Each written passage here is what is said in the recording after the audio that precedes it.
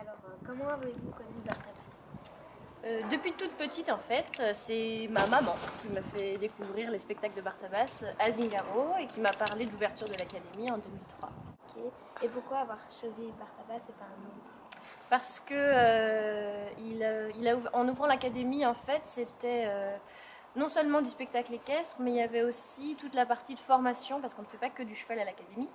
On fait aussi de la danse, du chant, du tir à l'arc japonais qu'on appelle le kyudo, de l'escrime artistique, du chant choral aussi, et une méthode de stretching qu'on appelle le pilate. Donc tout ça, plus l'équitation. Donc c'était pas uniquement l'équitation. Ok. Et vous savez pourquoi Barthabas a choisi le kyudo? Je crois que c'était une passion à lui, parce qu'il est allé au Japon, il a découvert ça là-bas, et ça lui a beaucoup plu, il a trouvé que c'était très beau comme art, et c'est aussi un art qui est pas juste artistique, ça utilise aussi beaucoup le corps et beaucoup les sensations du corps.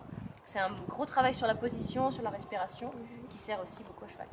Comment êtes-vous rentré à l'académie du spectacle ici? J'ai envoyé un CV, une lettre de motivation et une vidéo de moi à cheval.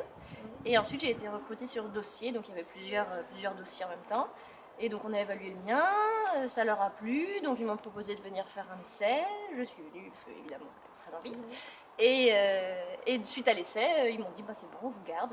Est-ce que ça a déjà été dur pour apprendre les différentes disciplines? Dur non, parce que toutes les disciplines en fait je partais de rien. C'est-à-dire que j'avais jamais fait de chant, jamais fait d'escrime, j'avais fait un peu de danse quand même. Donc j'avais une notion de mon corps un peu, voilà. Mais sinon on est parti de la base, donc c'est un peu comme tout apprentissage. Si on connaît rien et qu'on fait que découvrir, c'est pas difficile, il faut juste évidemment suivre et avoir envie quoi. Et tout le monde ici a envie de suivre les différentes disciplines. C'est qui vous entraîne pour le dressage? Pour l'équitation, c'est Carlos Pinto. C'est un cavalier de dressage qui sort en concours international et qui entraîne maintenant des cavaliers qui sortent aux Jeux Olympiques. Combien d'heures par jour? Alors, c'est des journées qui sont assez longues. On commence vers 7 h le matin et on finit à 6 h le soir.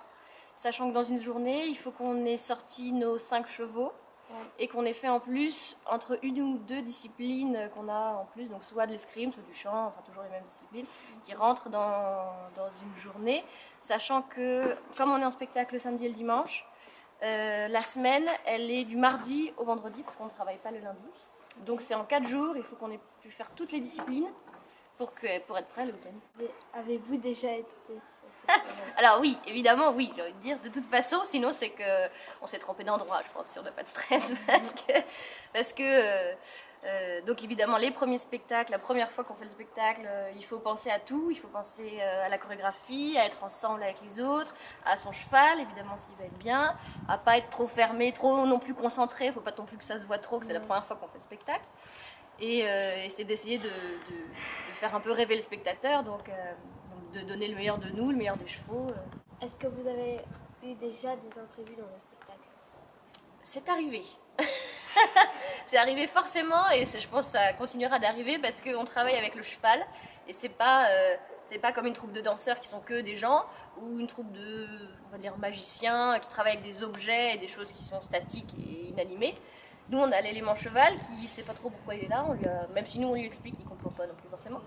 Et qui a ses sensations à lui, ses envies à lui, et qui, parfois, le jour du spectacle, il avait plus envie de rester dans son box faire la sieste, ou alors aller galoper dans le pré. Et on lui demande quand même pourtant de faire le spectacle. Donc il y a des imprévus parce que, on va dire, chaque spectacle est évidemment chorégraphié, mais il y a toujours une part d'imprévu. Et on ne sait jamais vraiment comment ça va se passer à 100%. Merci. De rien, avec plaisir.